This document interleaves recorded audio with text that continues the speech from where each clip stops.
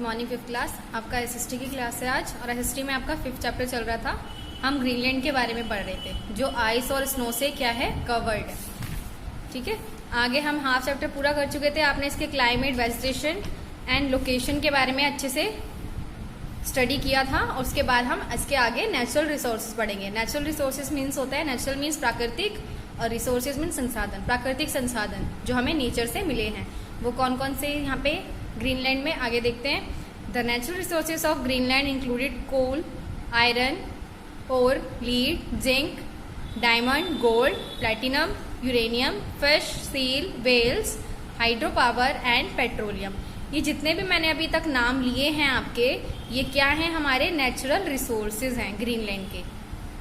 Okay, Greenland में ये सारे नेचुरल रिसोर्सेज हैं, जिसमें आयरन है, कोल है, जिंक है, डायमंड है, गोल्ड है, platinum, uranium, fish, seals, whales, hydro power and petroleum. ये नेचुरल रिसोर्सेज है जो गॉड गिफ्टेड है।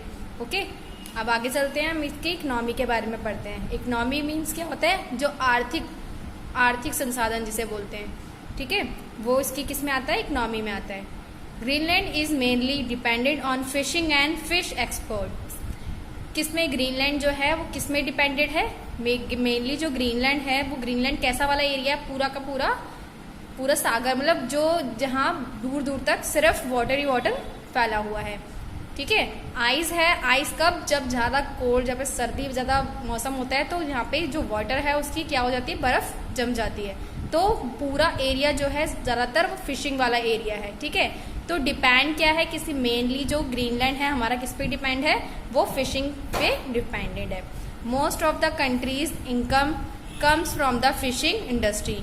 मोस्ट कंट्री मतलब ज्यादातर कंट्री की जो इनकम है वो किस पे डिपेंडेंट है, फिशिंग इंडस्ट्री में डिपेंड है। यानी कि फिशिंग की इंडस्ट्री है, यहाँ पे फिशिंग की जाती होती है। It also expert frozen tended food and dried and smoked fish. Apart from fishes, the island also export minerals like lead and zinc. Lead and zinc जो है ये एक तरह की क्या है, ये भी नेचुरल रिसोर्सेज, अभी आपने ऊपर पढ़ा था, यहाँ पे ये नेचुरल रिसोर्सेज हैं हमारे, जो हमें प्रकृति से प्राप्त हुए हैं। ठीक है, तो यहाँ पे क्या है, मेनली जो यहाँ पे इकोनॉमी, जिसको आर्थिक इकोनॉमी जिस पे डिपेंड है, वो फिशिंग इंडस्ट्री पे ही डिपेंड है। यहाँ पे फिशिंग के जरिए ही सारा पूरा जो काम होता है, पूरा जो कार्य होता है, वो किस पे है, फिशिंग के द्वारा ही किया जाता है। और यहाँ पे जो भी इनकी इनकम होती है वो फिशिंग की वजह से ही होती है। ठीक है, यानी कि फिश को यहाँ से पकड़ करके उनको सेल किया जाता है। तो यहाँ पे क्या होता है, फिशिंग इंडस्ट्री पे ज्यादा जोर दिया गया है। Agriculture is practice on a smaller scale in the northern part of the country. Agriculture किसको बोलते हैं, कृषि को बोलते हैं। तो एग्रीकल्चर जो है वो कहाँ पे है, पार्ट ऑफ सदर्न पार्ट में है इसके। ठीक है, यानी कि साउथ पार्ट में जो है वहाँ एग्रीकल्चर की स्मॉलर स्केल का मीन्स होता है कि छोटे स्तर पर। ठीक है, बहुत छोटे एरिया में ही सिर्फ एग्रीकल्चर का इनका इंडस्ट्री है। The people of southern Greenland also practice sheep farming. ठीक है, जो कुछ लोग वहाँ के हैं, वहाँ सदर्न ग्रीनलैंड के। ठीक है, सदर्न ग्रीनलैंड में क्या होता है, शीप फार्मिंग होती है, यानी कि भेड़ों की जो फार्मिंग होती है, फार्म्स बने हुए होते हैं, उनकी क्या होती है, जहाँ पे भेड़ों का उत्पादन किया जाता है। ठीक है, तो यहाँ के लोग जो हैं basically ship farming, ship industry, ठीक है, एग्रीकल्चर पे कुछ स्मॉलर स्केल में ही क्या है, यहाँ पे सदर्न ग्रीनलैंड ही सिर्फ डिपेंडेंट है, और वो भी किसमें, शिप फार्मिंग में। आगे चलते हैं, ट्रांसपोर्ट पढ़ते हैं। Sledges are the common mode of transportation in the island. Sledge जो है ये कॉमन मोड ऑफ ट्रांसपोर्ट, मतलब कॉमन ट्रांसपोर्ट है इस आइलैंड के। स्लेज क्या होते हैं, इस टाइप के। आगे देखिए, इसके बारे में और भी बताया गया है, वो पढ़ेंगे। People use them to travel from one place to another. एक जगह से दूसरी जगह जाने के लिए स्लेज का यूज किया जाता है। Modern means of transport are found in the coastal area. Modern means of transport किसमें है, कोस्टल एरिया, मतलब जो रेगिस्तान वाला एरिया होता है वहां पर। Roads have been constructed in this part of the island and motor vehicle are use. The people of Greenland use sledge and a small boat called kayak. यहाँ पे बताया गया है कि कि जो एक जगह से दूसरी जगह जाने के लिए लोग ट्रैवलिंग का यूज करते हैं, उसके अंदर सबसे ज्यादा जो है स्मॉल बोट इसका यूज किया जाता है, और स्लेज का। स्लेज और स्मॉल बोटिस, स्लेज जो होते हैं वो किस में चलते हैं, आपके ट्रैवलिंग मोटर व्हीकल्स हो गए, ठीक है, उसमें स्लेज का नाम फेमस है। और स्मॉल बोट जो है वो ग्रीनलैंड के क्या नाम है उसका, कायक नाम है, जो आप एक जगह से वाटर के एक जगह से दूसरी जगह जाने के लिए यूज करते हैं, ठीक है। A kayak is a small one man canoe or boat made up of borders of seal skin stretch over a wooden frame. यहाँ पे बताया गया है जो कायक है वो एक स्मॉल वन मैन बोट होती है, यानी कि उसमें एक ही आदमी बैठ करके एक जगह से दूसरी जगह जा सकता है। और वो किसकी बनी होती है, वेल सील की जो स्किन होती है, सील होती है, सील एक एनिमल है जो कहाँ रहता है, बर्फीले एरिया में रहता है, उसकी स्किन को स्ट्रेच करके और वुडन से इसका फ्रेम बनाया जाता है जिससे वो कवर होती है। तो इसका यूज करके ये बोट बनाई जाती है जिसका नाम क्या है, कायक है। It is use to hunt sea animal, इसका यूज सी एनिमल का शिकार करने के लिए किया जाता है। सी एनिमल समुद्र की जितने भी एनिमल्स होते हैं समुद्र में उसका हंट करने के लिए यानी कि शिकार करने के लिए किया जाता है। For hunting large animal like whales big boats called umiak are used. यहाँ पे बताया गया है कि जो बड़े बड़े एनिमल्स की हंटिंग, मतलब बड़े बड़े एनिमल्स का शिकार करने के लिए, जैसे कि वेल्स हो गई, बिग बोट्स हो गई, ठीक है, सॉरी बिग बोट्स का मतलब है कि एक बिग बोट का यूज किया जाता है जो बड़े बड़े एनिमल का शिकार करने के लिए हमारी हेल्प करती है। छोटे एनिमल का शिकार करना है तो उसके लिए कौन सी बोट यूज करते हैं, कायक, जो वन मैन बोट होती है, यानी कि एक ही आदमी जाकर सफर कर सकता है उसमें। और जो बड़े एनिमल का शिकार करने के लिए हमारे पास बिग बोट होती है और उसका नाम क्या है, उमेक, ठीक है। जैसे कि वेल बड़ी होती है, उसका शिकार करने के लिए हमें बिग बोट की नीड होती है। आगे चलते हैं, लाइफ ऑफ द पीपल, यहाँ के लोगों की लाइफ कैसी है। The native or original inhabitants of Greenland are called the Eskimos. Eskimos क्या होते हैं, आपने बर्फ के घर देखे, इस लाइक इग्लू, या पिक्चर में आप देख रहे हैं ये इग्लू बना हुआ है, इसको क्या बोलते हैं, एस्किमोज। और Inuit and they call themselves, they live in snow houses called igloos. Snow houses होते हैं जिसको igloo नाम दिया गया है। The igloos are dome shaped house with a single opening. ये कैसे होते हैं, डोम शेप के हाउसेज होते हैं। यहाँ पे आप पिक्चर में देख रहे हैं ये डोम शेप इसे बोलते हैं, हाफ सर्कल में जो होती है डोम शेप होती है, ठीक है। तो ये क्या होते हैं, वन साइडेड ओपनिंग होती है, यानी कि एक ही साइड से इनका ओपन होता है, अंदर जाने के लिए वन साइड ओपन होते हैं। The Inuits spread the skin of animal on the floor of their houses which protect them from the several climate condition. यहाँ पे बताया गया है कि इग्लू के अंदर क्या है, कैसी हम जो बिछाते हैं फ्लोर पे वो क्या यूज करते हैं, एनिमल की स्किन्स। एनिमल की स्किन्स क्यों बिछाते हैं, कवर करने के लिए फ्लोर को, क्यों, क्योंकि एनिमल की जो स्किन होती है वो कैसी होती है, फर वाली होती है, और फर वाली जो स्किन होती है वो कैसे होती है, बहुत ज्यादा गर्म रहती है। तो यहाँ के वेदर की कंडीशन जो होती है बहुत ज्यादा कोल्ड होती है, मतलब ठंडी होती है, क्योंकि ये बर्फ के बने हुए होते हैं इग्लू, इसलिए अंदर कैसी होती है, गर्म वाली, मतलब गर्म नहीं होती, वो चीज कैसी रहती है, ठंडी रहती है। In summer they live the in tent made of skin of animal.